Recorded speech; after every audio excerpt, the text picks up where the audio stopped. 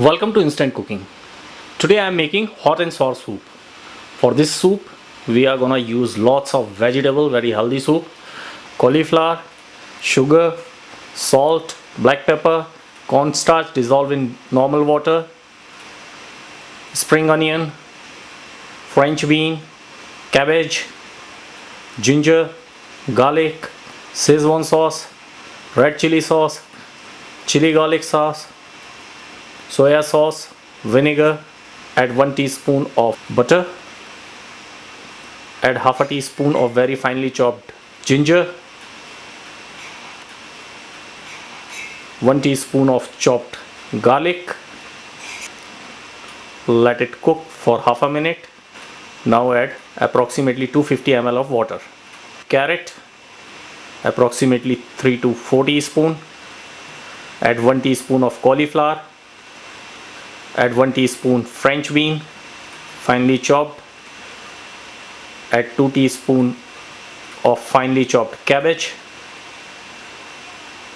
let it boil. Now add half a teaspoon of Szechuan sauce, mix it well. Now add 1 teaspoon of red chili sauce, 1 teaspoon of soya sauce, little cabbage,